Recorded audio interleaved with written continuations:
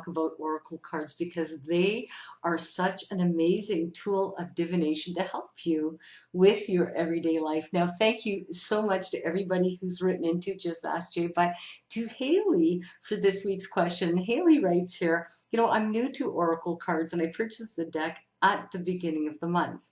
I've been doing readings on myself about once a week and a half, and at times I pull them out of the blue and I'll do a reading, which means that I may do a reading closer together.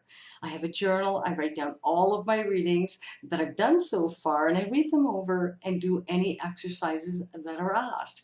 I have the Doreen Virtue Angel Therapy Oracle card deck. How often should I use the deck? And does it matter if I use the deck once a week or whenever I have a pull towards them? I want to make sure that I'm using the deck properly in terms of use. Thank you so much. Hailey, I want to thank you for such an amazing question, and I absolutely love oracle cards. And when we talk about oracle cards, what are they? What does that mean? Well, oracle card really means fortune. And so when we're using oracle cards, we're using them, for spiritual guidance, that kind of thing, but really they're used for fortune telling, to see what's ahead or what's going on, that kind of thing. But what's nice about them is that they're very, very easy to use. They're extremely positive, and they're quite different than having to take courses on how to use tarot cards. I love Doreen Virtue's cards. I know the ones you're talking about, and they're beautiful. But I've also used, when I wanted to learn a little bit more detail about certain things, or I want to delve into sometimes negative aspects of a certain thing so that I can kind of work on that, I'm going to use tarot cards. Now, tarot cards are different. There's always 78 cards in a deck, and there's major, minor arcana, but you really have to know a lot about astrology. You have to know about, the zodiacs, numerology, that kind of thing, and you really have to be in tune with what every card means. And I'm going to tell you, the meaning is quite vast from card to card, and you really have to refer to a book or actually take a course. Now, when we're dealing with oracle cards are usually very simple to understand. And, there's usually just one picture to an oracle card. So you'll have just different photo to each card. These are cards that I've designed. This is like contracts and agreements, the scroll and quill, abundance card. And as we go through, I love this card because this is the old witch's brew, and the cauldron is boiling, but is trouble brewing or are good things brewing, that kind of thing. But you can really put your own interpretation to these cards. Now, when we're dealing with a brand new oracle deck, most books and directions will tell you what you need to do with your brand new deck.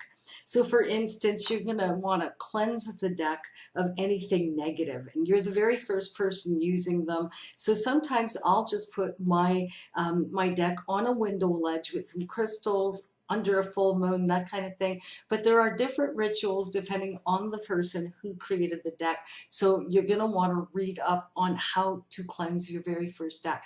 Now, once you get these, you're going to want to put your personal touch to these as well. So you're going to want to put your personal fingerprint on every single one of your card. And I love this because the thing is, you're going to want to go through every single card, and there's nothing wrong with forming your own meaning to cards. So for instance, I love this card. This is my Genie in a Bottle card, and this is my manifestation card. So I've designed these cards very specifically for people to know exactly what these mean when they see them. And I have different stones on them which have different meaning. So a person can really refer to the booklet with the explanation of the positive meaning, and I actually have a negative meaning on these cards, which will prove kind of interesting. But you could pull one card, you could pull 3 cards, you could pull 7 cards. It really depends on yourself and what you're looking for from these cards. Now, when I put my personal imprint on my cards, I will look at every single one of them,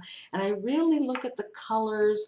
I look at what's on the card. For instance, when I look at this horse, it's beautiful, but for me, this is strength.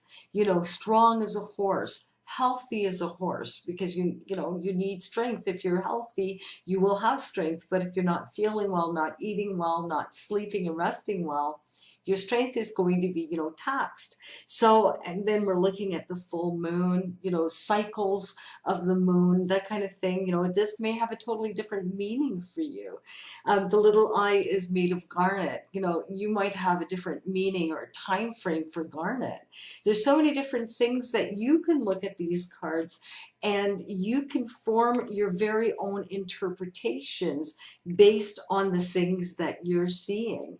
And so it's very, very important for you to be able to form that on your own before you even read the book. Because the thing is, this card, which is happy endings, things coming to fruition. If you're looking at this beautiful little ballerina, she holds a dozen roses and she's so happy. She's doing her little curtsy at the end of her dance.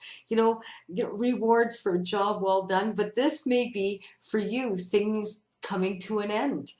Finality of a situation. So it's really, really dependent on the person who is, putting their personal imprint on their card. The next thing you're going to want to do is ask a question of your cards.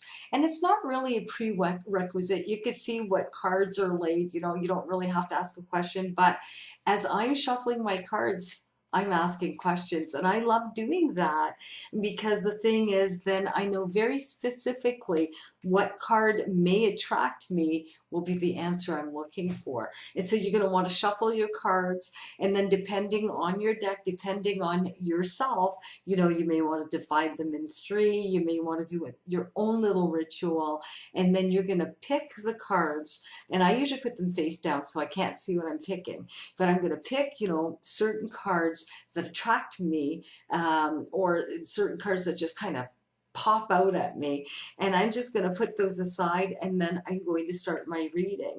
So very, very important for you to also form your very own opinion of your own cards, because you have to remember, people have picked these for a certain reason when they're designing these cards, but oracle cards are so open to your own interpretation and your own use.